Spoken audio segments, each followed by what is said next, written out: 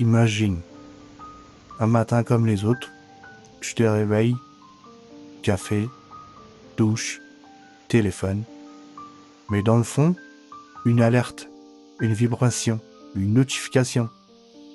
Explosion nucléaire confirmée en Europe de l'Est. Puis une autre, Washington, Moscou, Pékin, en alerte.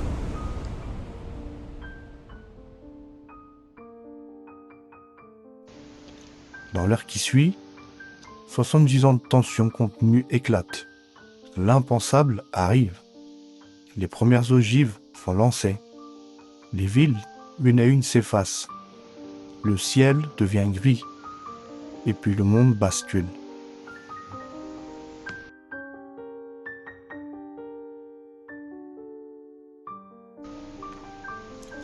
La menace nucléaire, on la croit enterrée avec la guerre froide. Pourtant, elle n'a jamais disparu.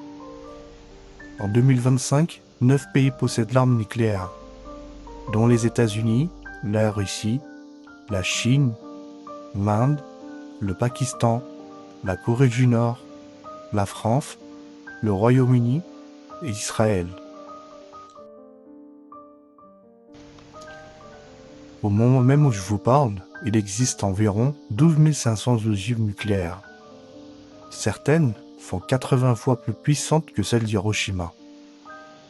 Une frappe coordonnée entre superpuissances pourrait rayer des continents entiers de la carte en quelques heures.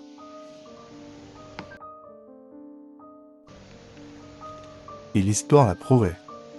En 1962, un seul sous-marin soviétique a failli lancer une torpille nucléaire à cause d'une erreur de communication. Le monde était à 2 doigts de l'extinction. Aujourd'hui, avec les tensions politiques, l'intelligence artificielle dans les systèmes d'alerte, la guerre hybride, les risques de malentendus ou d'attaques préventives sont plus réels que jamais.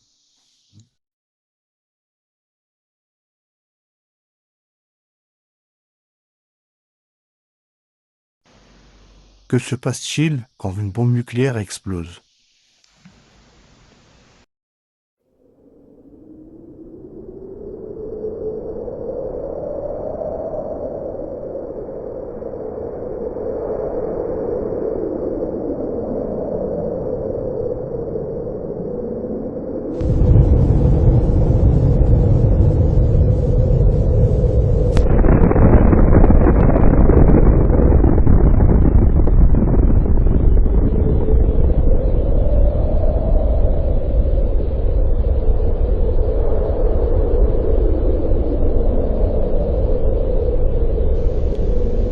Une bombe nucléaire crée 4 vagues de destruction immédiate. La première, le flash lumineux. Une brûlure instantanée à plusieurs kilomètres. La cécité temporaire ou permanente si tu regardes vers l'éclair. La deuxième, c'est l'onde de choc. C'est les bâtiments qui s'effondrent, les rues qui se brisent, le tympan qui éclate. La troisième, c'est la chaleur extrême. Les températures qui dépassent les 1000 degrés Celsius. Et il y a la dernière qui est la radiation et les retombées radioactives, qui se comptent en heures, voire en quelques jours.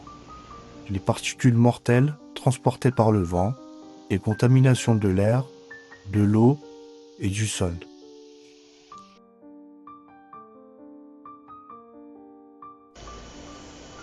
Ce qu'il faut faire dans les premières minutes.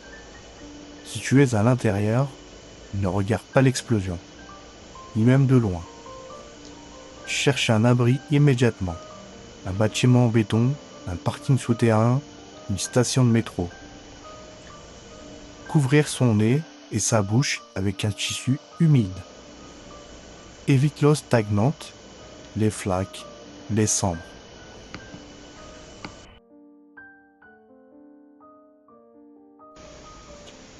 À ce moment-là, si tu as la chance d'être à l'intérieur, fermez les portes et les fenêtres hermétiquement. Isole les ouvertures avec du scotch, des serviettes mouillées. éteint le système de ventilation ou clim et se rend dans la pièce la plus centrale et sans fenêtre. Salle de bain, les placards.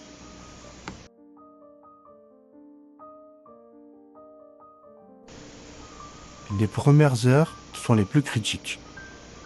Ne sortez pas. Les retombées sont ultra mortelles. Utilise la radio à pile ou manivelle pour écouter les instructions officielles. Prépare un système de filtration d'eau, les pastilles, filtre à charbon, bouillir.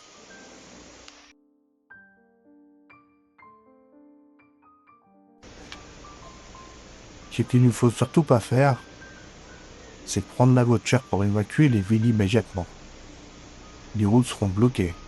Je risque de mourir coincé dans un embouteillage. Évitez de boire l'eau du robinet. L'eau n'est plus potable sûrement. Elle peut être contaminée pendant des semaines.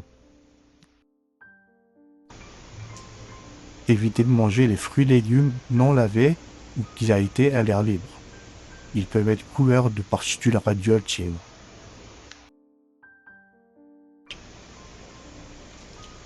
Et surtout, évitez de sortir sans combinaison de protection. Même juste pour 5 minutes.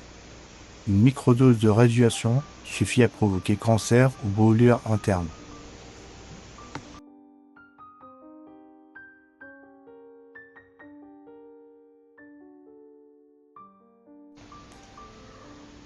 Ce qu'il faut avoir impérativement chez soi pour survivre à une attaque nucléaire.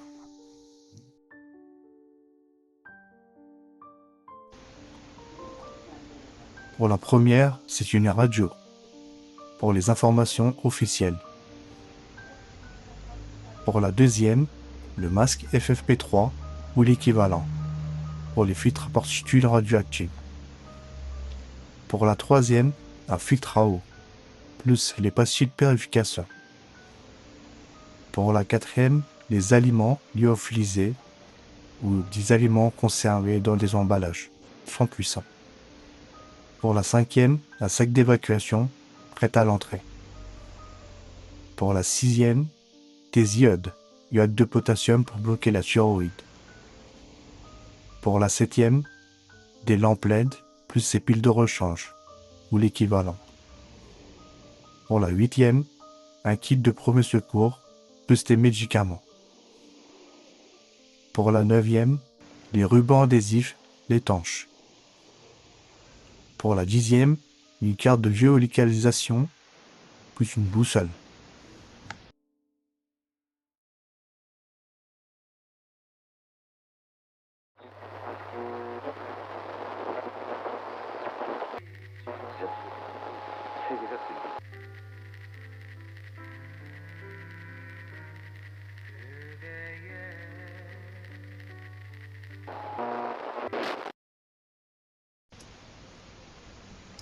Après avoir passé les 72 heures à la maison en isolation, pensez à évaluer les dégâts via les infos radio.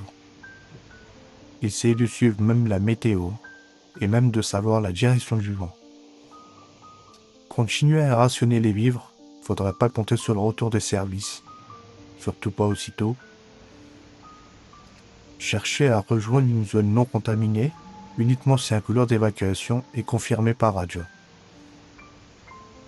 Et ne jamais retourner dans une zone frappée, même si l'on pense que la situation s'est améliorée.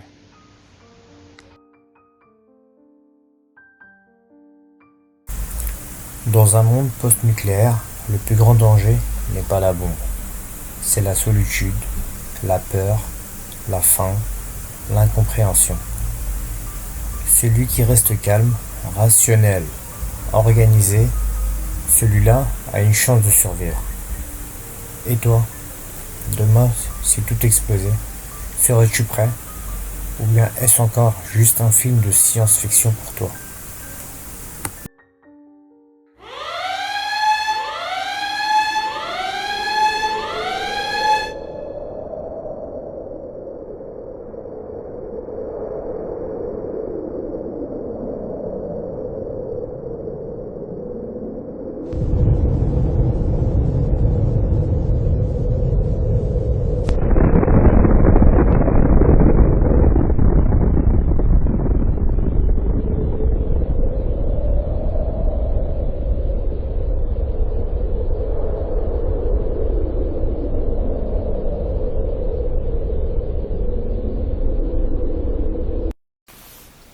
Abonne-toi si tu veux plus de vidéos sur la survie réelle.